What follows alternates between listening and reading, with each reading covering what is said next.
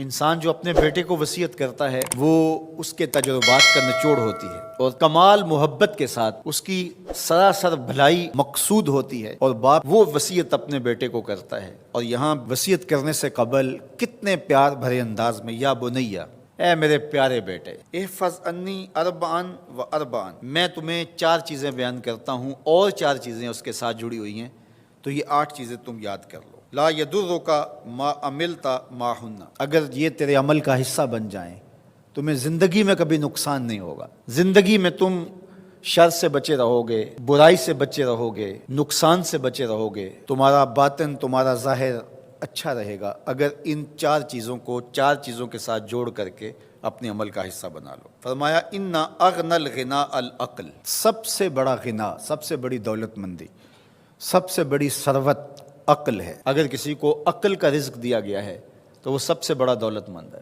اگر اس کے پاس مال و متاع بہت سارے ہیں لیکن بے وقوف ہے تو وہ دولت مندی نہیں ہے۔ وَأَكْبَرُ الْفَقْرِ الْحُمْقُ، اور سب سے بڑا فقر اور سب سے بڑی محتاجی جہالت ہے۔ سب سے بڑی دولت مندی عقل ہے، اور سب سے بڑی غربت، سب سے بڑی غریبی اور سب سے بڑا فقر اور محتاجی بے وقوفی ہے۔ وَأَوْحَشَ الْوَحْشَةُ الْعُجْبُ، اور سب سے بڑی وحشت تنہائی عجب ہے، خود پسندی ہے، اپنے آپ کو دیکھنا کہ میں بہت کچھ ہوں۔ جو شخص اپنے آپ کو دیکھتا رہتا ہے اور وقت اپنے آپ کو ہی لوگوں کے سامنے پیش کرتا رہتا ہے بنا سنوار کے، وہ تنہا ہو جاتا ہے۔ لوگ اس کی ان خوبیوں کا بھی انکار کر دیتے ہیں جو خوبیاں واقعتاً اس کے اندر موجود ہوتی ہیں۔ اگر پاؤ ہے تو اپنے آپ کو سیر نہ بتاؤ، لوگ پاؤ کا بھی انکار کر دیں گے۔ تو جو جس حالت میں ہو وہی حالت لوگوں کے سامنے ہونی چاہیے، بلکہ اس سے اگر کم ہو۔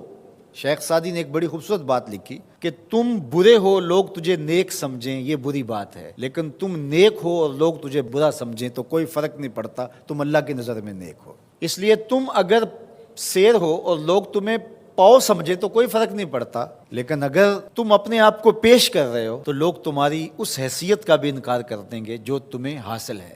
وَأَكْرَمُ الْحَسَبِ حُسْنُ الْخُلُقِ، سب سے اچھا جو حسب و نسب ہے وہ کیا ہے؟ میں فلاں ہوتا ہوں، میں فلاں ہوتا ہوں، میں فلاں کا بیٹا ہوں، فلاں قبیلے سے میرا تعلق ہے، میرا باپ بڑا امیر کبیر تھا۔ اپنا حسب نامہ اس طرح لوگ پیش کرتے ہیں، مجھے جانتے ہو کہ میں فلاں ابن فلاں ہوں۔ سیدنا علی المرتضیٰ فرماتے ہیں بہترین جو حسب ہے جو آپ پیش کرتے ہیں وہ کیا ہے؟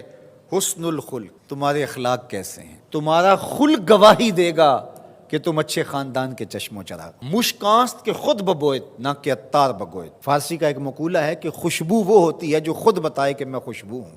خوشبو بیچنے والا بتاتا پھر ذرا سونگ کے دیکھیے یہ بڑی اچھی خوشبو ہے، ذرا سونگیے، کہا یہ بتانے کی ضرورت نہیں۔ حضرت علی المرتضیٰ فرماتے ہیں تمہارے خلق کی خوشبو سے لوگ سمجھ جائیں گے یہ کون ہے، تمہارے اخلاق اتنے اچھے ہوں کہ لوگ پہچان جائیں تم کون ہے۔ تو بہترین حسب و نسب کیا ہے؟ اپنے بیٹے حضرت امام حسن رضی اللہ تعالیٰ عنہ کو بتا رہے ہیں، مجھے بتائیے امام حسن سے بہتر نسب اور حسب کس کا ہو سکتا ہے؟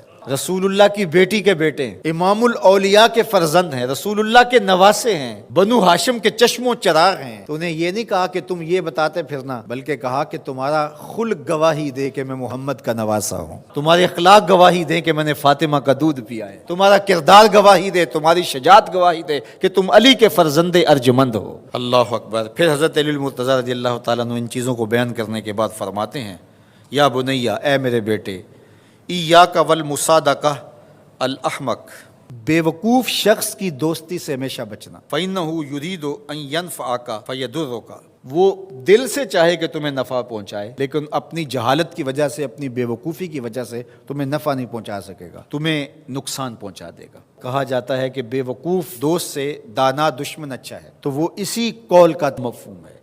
آپ نے اپنے بیٹے حسن کو یہ نصیحت کی، یہ نصیحت پلے باندھنے، اور کبھی بھی جاہل اور بے وقوف سے دوستی نہ رکھیں، اس سے رویہ اچھا رکھیں، سلوک اچھا کریں، اس کے لیے خیر کا ذریعہ بنیں آپ۔ یہ مطلب نہیں کہ بے وقوف کو آپ سلام بھی نہ کریں، لیکن دوستی اعتماد آپ اس پہ نہیں کر سکتے۔ وَإِيَّاكَ وَمُصَادِقَةَ الْبَخِيلِ، اور بخیل سے کبھی بھی دوستی نہ لگانا۔ فَإِنَّهُ يَبْعُدُ عَنْكَ أَحْوَجَ مَا تَكُونُ إِلَيْهِ، اس لیے کہ جب تجھے انتہائی ضرورت کا وقت آئے گا تو وہ تجھ سے دور ہٹ جائے گا، اور تو اس پہ توقع لگائے ہوئے ہوگا کہ میرا دوست ہے اور اوکھے ویلے میرے کام آئے گا، لیکن اوکھے ویلے وہ کام نہیں آئے گا۔ تو بخیل سے دوستی کا رب نہیں رکھنا۔